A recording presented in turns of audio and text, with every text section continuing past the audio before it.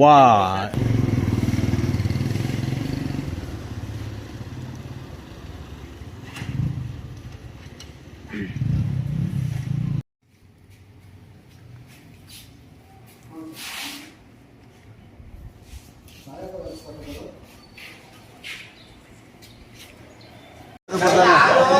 ತಿರ್ಗೆ ಮೊನ್ನ ಬೆಳಿಗ್ಗೆ ಶನಿವಾರ ದಿವಸ ಸಭೆ ಕ್ಯಾನ್ಸಲ್ಲು.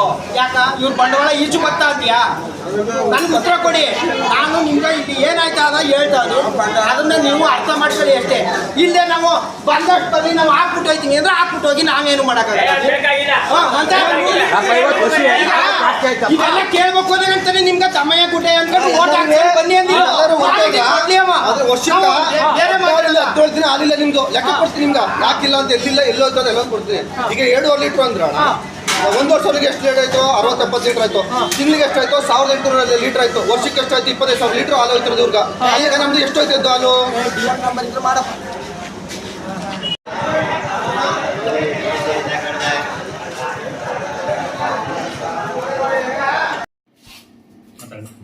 ಇಂದು ಉಳ್ಳಳ್ಳಿಯಲ್ಲಿ ಹಾಲು ಉತ್ಪಾದಕರ ಸಹಕಾರ ಸಂಘದಲ್ಲಿ ಹಾಲನ್ನು ಸರಬರಾಜು ಮಾಡಿದ ಉತ್ಪಾದಕರು ಸರಬರಾಜು ಮಾಡ್ತಿದ್ರು. ಹಾಗೆ ಪ್ರತಿನಿತ್ಯನೂ ಇದೇ ಥರ ಹಾಲು ಸರಬರಾಜು ಮಾಡ್ತಿದ್ರು. ಇಂದು ಬೆಳಿಗ್ಗೆ ಹಾಲು ಹಾಕುವಾಗ ಸ್ವಲ್ಪ ಎಲ್ಲ ಗಲಾಟೆ ಇತ್ತು. ಏನಿಲ್ಲ, ತೂಕ ವ್ಯತ್ಯಾಸ ಆಗಿದೆ ಅಂದ್ಬಿಟ್ಟು ಫಸ್ಟು ಗಲಾಟೆ ಇತ್ತು. ಆಗ ಯಾರೂ ಹಾಲು ಹಾಕಿರಲಿಲ್ಲ. ಆಮೇಲೆ ಸೂಪರ್ವೈಸರು ಮತ್ತು ಸಂಬಂಧಪಟ್ಟ ಅಧಿಕಾರಿ DM ಅವರು ಬಂದಿದ್ದರು. ಆಗ ಬಂದು ತೂಕ ಮತ್ತು ಇದೆಲ್ಲನೂ ಚೆಕ್ ಮಾಡಿದ್ರು. ಅದು ಕರೆಕ್ಟಾಗಿದೆ, ಏನಿಲ್ಲ, ವೇರಿಯೇಷನ್ ಐತೆ, ಒಂದು 200 ml. ಸ್ಕೇಲ್ ಹೇಳಿಬೇಡಿ, ಅದಕ್ಕೆ ನೀವು ಕರೆಕ್ಟಾಗಿ ಇದನ್ನ ಇದು ಮಾಡಿ ನೀವು ಲೆವೆಲ್ ಮಾಡಿ ನೀವು ಅದನ್ನ ಸ್ಕೇಲ್ನ ಮೇಲಿಡಿ ಅಂತ ಹೇಳಿದ್ರು. ಆಮೇಲೆ ಮತ್ತೇನಾಗಿದೆ ಅಂದರೆ ನಮ್ಮ ಡೈರಿಲಿ ಒಬ್ಬ ಉತ್ಪಾದಕನ ಹೆಸರಲ್ಲಿ ಜೈರಾಮ್ ಅಂತ ಒಬ್ಬ ಉತ್ಪಾದಕ ಅವನು ಉತ್ಪಾದಕನಲ್ಲ, ನಮ್ಮ ಮಾಮೂಲಿ ಹಾಲು ತಂದು ಹಾಲು ಸರಬರಾಜು ಮಾಡ್ತಿದ್ದ ಡಬ್ಬ ಹಾಲು, ಕೃಷ್ಣ ಅಂತ. ಕೃಷ್ಣ ಅನ್ನೋನು ಅವನ ಹೆಸರಿಗೆ ನಮ್ಮ ಕಾರ್ಯದರ್ಶಿಯವರು 30 ಲೀಟ್ರ್ ಕೃಷ್ಣ ಹಾಲು ಹಾಕಿದ್ರೆ ಅವರು 60 ಲೀಟ್ರು 40 ಲೀಟ್ರು ಈ ಥರ ಎಕ್ಸಸ್ಸು ಅವರ ಯಾರು ಪ್ರಕಾಶ್ ಕಾರ್ಯದರ್ಶಿ, ನಮ್ಮ ಉಳ್ಳಳ್ಳಿ ಕಾರ್ಯದರ್ಶಿ ಪ್ರಕಾಶ್ ಆದವರು ಎಕ್ಸಸ್ ಹಾಲನ್ನ ಅವರ ಹೆಸರಿಗೆ ಹೊಡಿತಿದ್ರು. ಇದು ಸಂಘಕ್ಕೆ ತುಂಬಲಾದ ನಷ್ಟ ಉಂಟಾಗದ. ಮೇಲ್ನೋಟಕ್ಕೆ ಅದು ಎಲ್ಲ ಇಲ್ಲಿ ಉತ್ಪಾದಕರೆಲ್ಲ ಗಲಾಟೆ ಮಾಡಿದ್ರು. ಅದು ನಮ್ಮ ಸಂಘಕ್ಕೆ ತುಂಬಲಾದ ನಷ್ಟನೂ ಆಗದ, ಮತ್ತು ರೈತರಿಗೂ ನಷ್ಟ ಆಗದೆ. ಆದ್ದರಿಂದ ನಾವು ಸೂಕ್ತ ತನಿಖೆ ಆಗಬೇಕು ಅಂತ ನಮ್ಮ ಇಲ್ಲಿ ಎಲ್ಲ ಸದಸ್ಯರುಗಳು ಮತ್ತು ಹಾಲು ಉತ್ಪಾದಕ ಬಂಧುಗಳು ಎಲ್ಲರೂ ಬಂದು ಇಲ್ಲಿ ಗಲಾಟೆ ಮಾಡಿದ್ರು. ಆಗ ಎಲ್ಲ ಒಂದು ತೀರ್ಮಾನ ಆಯಿತು. ಈಗ ಮತ್ತೆ 6ನೇ ತಾರೀಕು ಅಕ್ಟೋಬರ್ 6ನೇ ತಾರೀಕು ಮೀಟಿಂಗ್ ಕರೆದಿದ್ವಿ. ಅಷ್ಟರೊಳಗಡೆ ಅವರು ತನಿಖಾ ವರದಿಯನ್ನು ನಮಗೆ ಸಲ್ಲಿಸಿ ಅಲ್ಲಿ ತನಕ ಕಾರ್ಯದರ್ಶಿಯರು ಒಪ್ಕೊಂಡ್ರು. ನಾನು ಮಾಡೋದು ತಪ್ಪಾಯ್ತು ಅಂತ ಕೇಳಿದ್ರು. ಆದರೂ ಯಾರು ಇದಕ್ಕೆ ಸಮ್ಮತಿ ಕೊಡಲಿಲ್ಲ. ನೀವು ಮಾಡಿರೋದು ತಪ್ಪಾದ್ಮೇಲೆ ನೀವು ಆಗಲೇಬೇಕು, ನಿಮ್ಗೆ ಪನಿಷ್ಮೆಂಟ್ ಆಗಲೇಬೇಕು ಅಂತ. ಅದರಿಂದ 6 ದಿನ ಅವ್ರನ್ನ ನಾವು ಬರಬೇಡಿ ನೀವು ಮೀಟಿಂಗ್ ಆಗೋ ತನಕ. ಮೀಟಿಂಗ್ ಇವರು ಮೇಲಧಿಕಾರಿಗಳು ನಾವು ಏನಿದೆ ನಮ್ಮ ಇದು ಏನು ಲಾಸ್ ಆಗಿದೆ, ಏನು ಇದಾಗಿದೆ ಎಲ್ಲ ನಾವು ವರದಿ ಕೊಡ್ತೀವಿ. ವರದಿ 5ನೇ ತಾರೀಕು ಒಳಗಡೆ ನಿಮ್ಗೆ ರಿಪೋರ್ಟ್ ಕೊಡ್ತೀವಿ. ನೀವು ಕಮಿಟಿ ಕೂತ್ಕೊಂಡು ನೀವೇನು ತೀರ್ಮಾನ ಮಾಡ್ಬೇಕು ಅದನ್ನ ತೀರ್ಮಾನ ತಗೊಂಡಿದ್ದಾರೆ.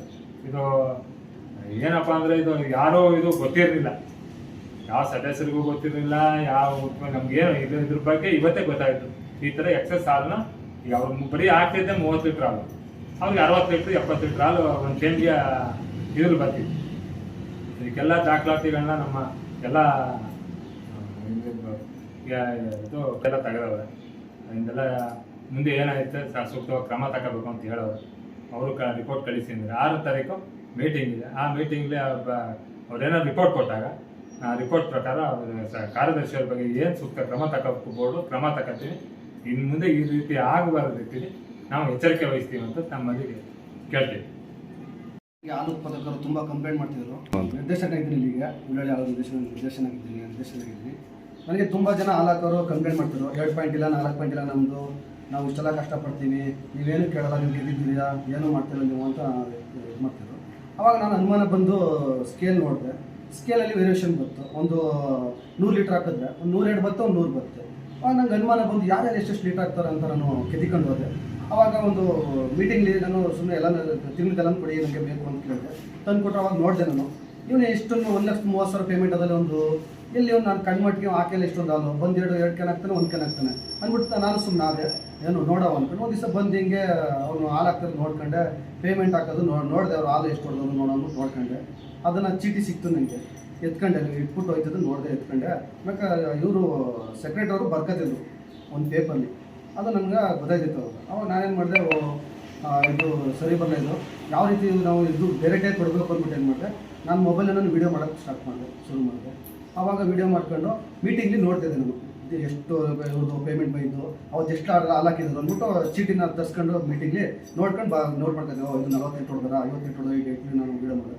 ಅದು ನಂಗೆ ಅನುಮಾನ ಬಂದು ಗೊತ್ತಾಯ್ತು, ನನಗೆ ಫರ್ಮ್ ಆಯಿತು, ಹೊಡೆದಿರೋದು ಹಾಲು ಫರ್ಮ್. ಆಮೇಲೆ ಅಧ್ಯಕ್ಷ ಅವ್ರ ಗಮನಕ್ಕೆ ತಂದು ಜನಗಳ ಗಮನಕ್ಕೆ ತಂದು ಹೇಳಿದೆ. ಬೆಳಿಗ್ಗೆ ಹೊತ್ತು 40 ಒಂದಿನ 60 ಒಂದಿನ 30 ಈ ಥರ ನಡೆದಿದೆ.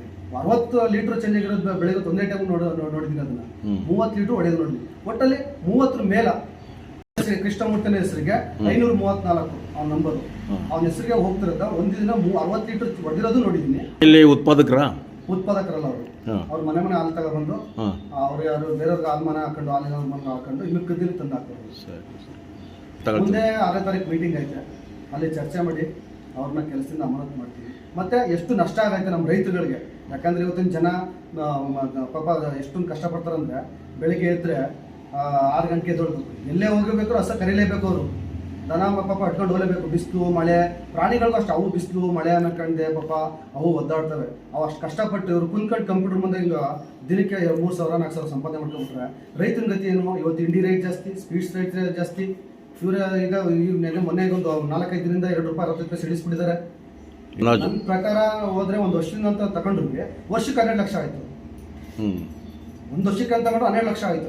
ನನ್ನ ಇದ್ರ ಪ್ರಕಾರ 1,000 ಲೀಟರ್ ಹೋದಂಗಾಗುತ್ತೆ ಲೆಕ್ಕ ಬರೀ. ಎಷ್ಟು ವರ್ಷದಿಂದ ಮಾಡಿದ ಗೊತ್ತಿಲ್ಲ, ಅದು ಎಷ್ಟು ವರ್ಷದಿಂದ ನಡೆದಿದೆ ಆ ಥರ ಆಗಿದೆ ಅನ್ನೋದು